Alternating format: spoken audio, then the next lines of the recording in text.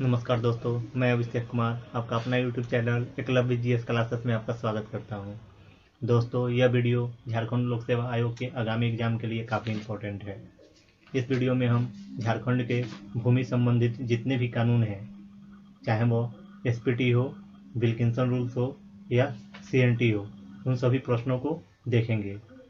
इस वीडियो में हम झारखंड के विल्किंसन रूल और एसपीटी एक्ट को इस सीरीज में हम लोग देखेंगे। झारखंड लोक सेवा आयोग के एग्जाम में इस टॉपिक से 5 प्रश्न पूछे जाते हैं। चलिए हम लोग देखते हैं। झारखंड के भूमि संबंधित कानून को समझने से पहले सबसे पहले हम वहाँ के जमीन के प्रकार को देखेंगे। तो पहला जमीन का प्रकार है खुटकटी भूमि, दूसरा भूइहरी भूमि, तीसरा राजहंस भूमि, चौथा मझियस भूमि, पांचवा कोरकर भूमि। तो हम खुटकटी भूमि को देखते हैं। तो खुटकटी भूमि मुंडाओं की जमीन को, जो मुंडाओं की भूमि होती है या जमीन होती है, उसको खुटकटी भूमि कहा जाता है। जो उरांव जनजाति की जो भूमि होती है उसको भूइहरी भूमि कहा जाता है। जो राजाओं की जमीन होती है उसे राजहंस भूमि कहा जाता है। जो जमींदारों की जमीन होती है उसे मझियस भूमि कहा जाता है। और जो गैर आदिवासी यानी सदनों की जो जमीन होती है उसे कोरकर भूमि कहा जाता है। नेक्स्ट देखते हैं।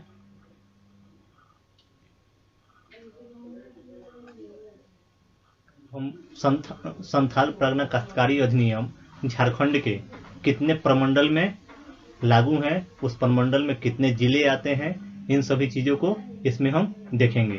तो संथाल परगना काश्तकारी अधिनियम या संथाल परगना भूधारण या अनुपूरक अधिनियम 1949 झारखंड में टोटल 5 प्रमंडल है, जिसमें एक प्रमंडल में यह लागू है। उस प्रमंडल के अंतर्गत 6 जिले आते हैं। उन सभी जिलों में ये एक्ट लागू किया गया है। एसपीटी एक्ट में 9 अध्याय हैं, 72 को धारा है और इसमें 2 अनुसूची है। सीएनटी बचे हुए जो झारखंड के 4 प्रमंडल हैं उसमें सीएनटी लागू है। जो बचे हुए शेष 18 जिले हैं उसमें ये सीएनटी एक्ट लागू है। सीएनटी एक्ट में 19 अध्याय हैं, 271 को धारा है और 2 अनुसूची है। झारखंड में अगर बात की जाए तो अनुमंडल की संख्या 45 है, प्रखंड की संख्या 264 है और अधिसूचित प्रखंड की संख्या की बात की जाए तो वह 132 है। आगे देखते हैं।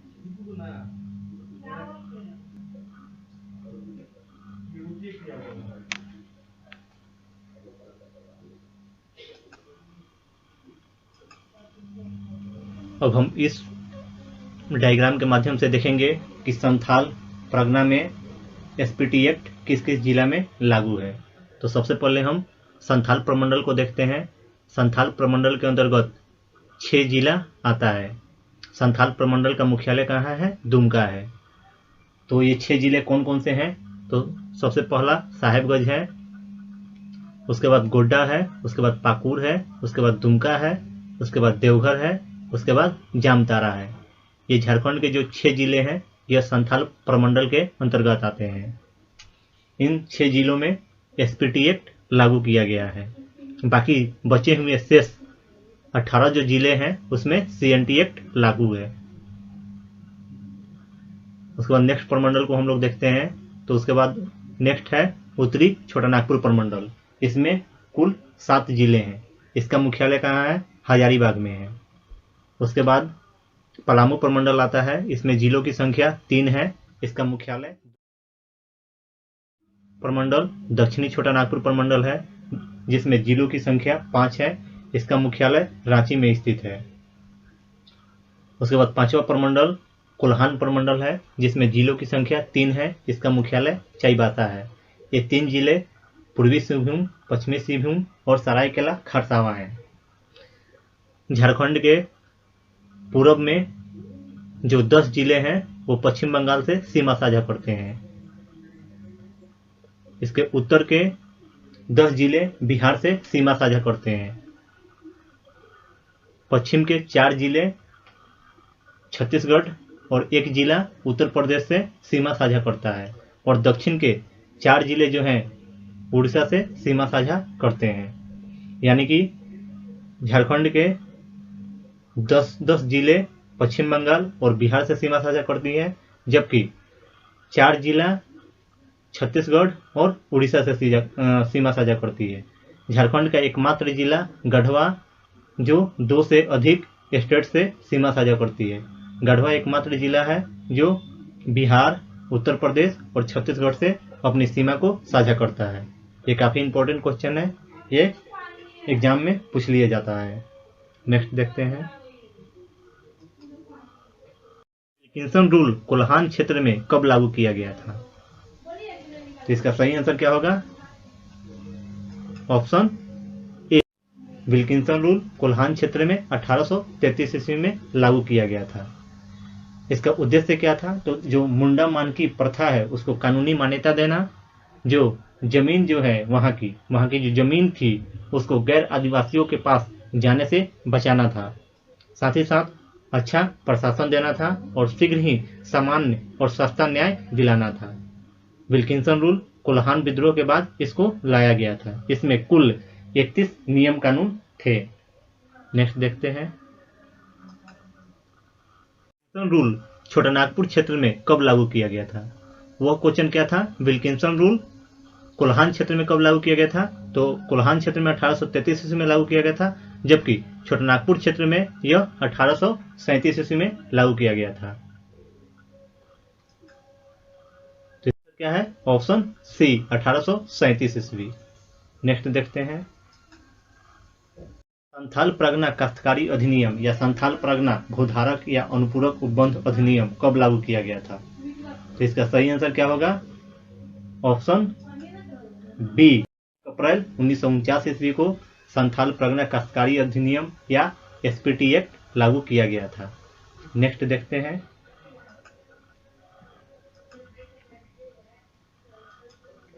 संथाल परगना काश्तकारी अधिनियम या संथाल परगना भूधारक अनुपूरक उपबंध अधिनियम किस प्रमंडल में लागू किया गया था? तो इसका सही आंसर क्या होगा? ऑप्शन सी, संथाल परगना काश्तकारी अधिनियम 1949 यानी एसपीटी संथाल प्रमंडल में लागू किया गया था। यह हुल विद्रोह या संथाल विद्रोह के बाद इसको लाया गया था। नेक्स्ट देखते हैं, अब संथाल परगना काश्तकारी अधिनियम और संथाल परगना भूधारक या अनुपूरक उपबंध अधिनियम 1949 के बारे में जानते हैं। सर्वप्रथम 1855 ईस्वी में अधिनियम 37 के माध्यम से दामिन एक्कोह का नाम संथाल परगना के रूप में परिवर्तित कर दिया गया तथा 1856 ईस्वी में यूल नियम लागू किया गया, जिसके अनुसार ग्राम प्रधानों को पुलिस एवं प्रशासन की शक्ति प्रदान की गई। 1855 ईस्वी में संथाल परगना जिला का गठन किया गया था। तो इससे क्वेश्चन क्या निकल के आते हैं? तो संथाल परगना जिला का गठन कब किया गया था? तो 1855 ईस्वी में। यूल नियम को कब लागू किया गया था? तो 1856 ईस्वी में। दामिन एक्कोह का नाम संथाल परगना कब रखा गया? तो 1855 ईस्वी में। जंगलतरी ट्रैक को ही दामिन एक्कोह के नाम से जाना जाता है तथा प्राचीन काल में इसे नरीखंड भी कहा जाता था। यहाँ पे पहाड़िया जनजाति के लोग निवास करते थे। तो इससे क्वेश्चन निकल के क्या आता है कि जंगलतरी ट्रैक को किस नाम से जाना जाता है? इसको दामिन एक्कोह के नाम से जाना जाता है। 1857 ईस्वी में एक्ट 10 के माध्यम से संथाल परगना को व्यवस्थित किया गया तथा संथाल परगना के अंतर्गत 4 उप जिला गठित किए गए। वह 4 उप जिला कौन कौन से? दुमका, गोड्डा, देवघर और राजमहल था। नेक्स्ट देखते हैं, संथाल परगना काश्तकारी अधिनियम 1949 4 जिलों में प्रारंभ में यह 4 जिलों में लागू किया गया था। वे 4 जिले कौन कौन से थे? दुमका था, देवघर था, गोड्डा था और पाकुड़ था। ये काफी इंपॉर्टेंट क्वेश्चन है कि प्रारंभ में संथाल परगना बंदोबस्त अधिनियम 1949 कितने जिलों में लागू किया गया था? तो ये 4 जिला में लागू किया गया था। वह 4 जिला कौन कौन से थे? दुमका था, देवघर था, गोड्डा था और पाकुड़ था। लेकिन 1984 ईस्वी में इस अधिनियम में संशोधन करके नए जिला को शामिल करने का प्रावधान किया गया। जब 1984 ईस्वी में संशोधन करके नए जिले को शामिल करने का प्रावधान किया गया तो सर्वप्रथम 1996 ईस्वी में साहेबगंज को शामिल किया गया और 2001 ईस्वी में जामतारा को शामिल किया गया। इससे भी एमसीक्यू निकल के आते हैं कि सर्वप्रथम किस जिला को सीएनटी एक्ट में शामिल किया गया था। तो 1996 ईस्वी में साहिबगंज को और सबसे लास्ट में यानी 2001 में जामतारा को सीएनटी एक्ट के अंतर्गत लाया गया। नेक्स्ट देखते हैं। 1872 ईस्वी में संथाल परगना बंदोबस्त अधिनियम लागू किया गया तथा यह अधिनियम संथाल परगना का प्रथम बंदोबस्त था। इस क्षेत्र का पहला रैयती कानून 1872 ईस्वी में बनाया गया तथा इस कानून का नाम Santhal Pargana settlement regulating act 1872 रखा गया। 1934 ईस्वी में गैजेट के द्वारा संथाल परगना के लिए बंदोबस्ती प्रतिवेदन प्रकाशित किया गया तथा 1937 ईस्वी में संथाल परगना जांच समिति का गठन किया गया। इसी जांच समिति की सिफारिश के आधार पर संथाल परगना भूधारण अधिनियम 1949 पारित किया गया। इससे एमसीक्यू निकल के आते हैं कि संथाल परगना जांच समिति का गठन कब किया गया था। तो इसका सही आंसर है 1937 ईस्वी में। और इसके अंतर्गत आने वाली जागीर या जमींदार को राजस्व पंजी में तौजी नंबर से दर्शाया गया। नेक्स्ट देखते हैं। संथाल सिविल रूल्स क्या है। तो इसका तात्पर्य संथाल परगना काश्तकारी अधिनियम 1855 के अधिनियम 37 1855 की धारा 1 के खंड 2 के अधीन नियुक्त अधिकारी द्वारा संथाल परगना के नागरिक न्याय शासन प्रबंधन के पालन हेतु राज्य सरकार के द्वारा जारी किए गए निर्देश से है। एसपीटी एक्ट के पूर्व संथाल परगना की जमीन का सर्वे सेटलमेंट रिपोर्ट बनाने में मैकफरसन, एल्सन और गैजर का महत्वपूर्ण योगदान था। ये काफी इंपॉर्टेंट पॉइंट है। संथाल परगना बंदोबस्ती अधिनियम 1949 में नियमावली की कुल संख्या 15 है। संथाल परगना लगान विनिमय 1876 ईस्वी के अंतर्गत संथाल परगना में 15 वर्ष के लिए लगान निर्धारण होता है। यानी जो संथाल परगना क्षेत्र है उसमें लगान का निर्धारण 15 वर्ष के बाद ही होता है। नेक्स्ट देखते हैं। संथाल परगना बंदोबस्त अधिनियम 1949 के धारा 53 को छोड़कर सभी धाराओं को केंद्र सरकार के द्वारा 1990 ईस्वी में 66वां संविधान संशोधन करके 9वें अनुसूची में डाल दिया गया। ये काफी इंपॉर्टेंट पॉइंट है। संथाल परगना बंदोबस्त अधिनियम 1949 की धारा 53 को छोड़कर सभी धाराओं को केंद्र सरकार के द्वारा 1990 ईस्वी में 66वां संविधान संशोधन करके 9वीं अनुसूची में डाल दिया गया।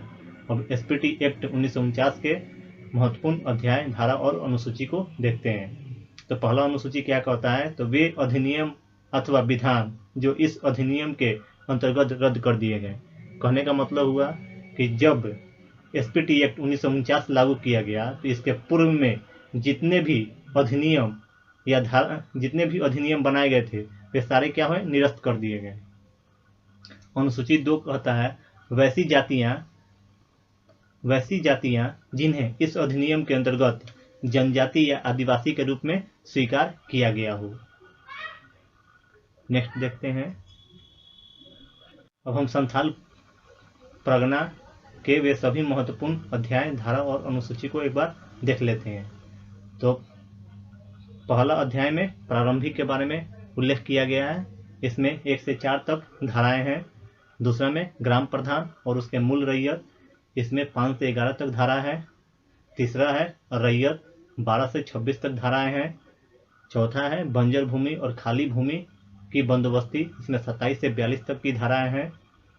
पांचवा लगान है, इसमें 43 से 52 तक की धाराएं हैं। छठा कतिपय प्रयोजन के लिए भूमि स्वामी द्वारा भूमि का अर्जन, यह 53वां आर्टिकल है। यह काफी इंपॉर्टेंट है। अध्याय 7 में कहता है न्यायिक प्रक्रिया, 54 से 63 तक की धाराएं इसमें आती हैं। अध्याय 8 में परिसीमा है, 64 से 66 तक की धाराएं इसमें आती हैं। और अध्याय 9 जो लास्ट है, विविध प्रावधान इसमें किया गया, 67 से 72 तक की धाराएं इसमें आती हैं।